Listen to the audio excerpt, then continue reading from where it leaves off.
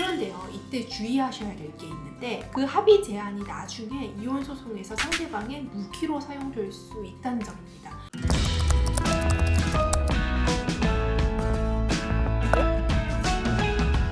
안녕하세요. 이혼 상담은 한 변호사에게 이상한 변호사입니다. 오늘은 협의 이혼이나 조정 이혼을 염두에 두신 분들이 많이 궁금해하시는 이혼을 협의해 나가는 절차를 알려드리겠습니다. 이혼을 생각하면 배우자와 대면은커녕 말도 섞기 싫은 경우가 많으실 텐데요. 합의점을 도대체 어떻게 찾을 수 있는지 궁금하시죠? 실제로 저한테 상담 과정에서 많이들 물어보시더라고요. 사실 저는 이혼 전문 변호사고 이혼 소송 절차만을 주로 대리하고 있어서 이혼 협의는 부부가 알아서 진행하시는 것이 원칙이긴 한데 협의 과정에서 변호사가 간섭하기 시작하면 될 협의도 안 되는 경우도 실제로 많이 있긴 했었거든요.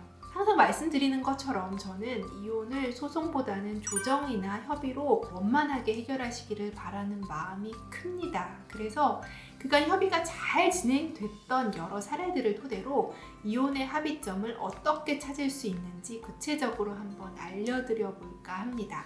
핵심은 3가지인데요. 데드라인 정하기, 길게 얘기하지 않기, 말하다 싸울 것 같으면 글로 하기입니다.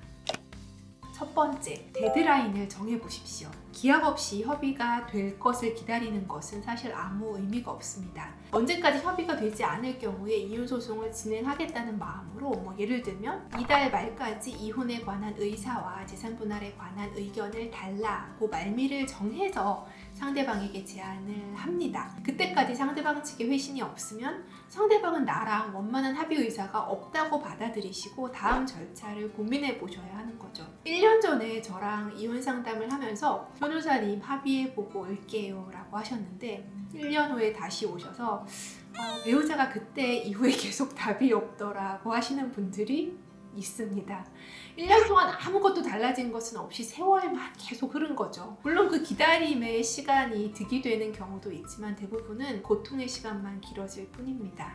그러므로 합의점을 찾는 절차를 시작할 때는 꼭 데드라인을 정하시는 게 좋겠습니다. 두 번째는 길게 말하지 않아야 한다는 건데요. 부부간 갈등의 골이 깊은 상황에서 어떤 말을 해도 서로 싸우게 됩니다. 부부 사이가 좋을 때도 말이 길어지면 다툴 여지가 생기는데 사이가 좋지 않은 상황이면 더더더 싸울 가능성이 커지겠죠. 합의점을 찾는 과정에서는 최대한 말을 아껴야 합니다. 핵심만 정리하셔서 내가 원하는 합의 내용은 연말까지 재산분할금 1억 원을 당신에게 지급하는 것이다 정도로 몸이 건조하게 말할 필요가 있습니다. 물론 그러한 합의점을 도출하게 된 설명이 필요한 경우도 있겠지만 그것도 필요 최소한이어야 합니다. 길게 말하다가 싸움을 키우지 마시라는 말입니다.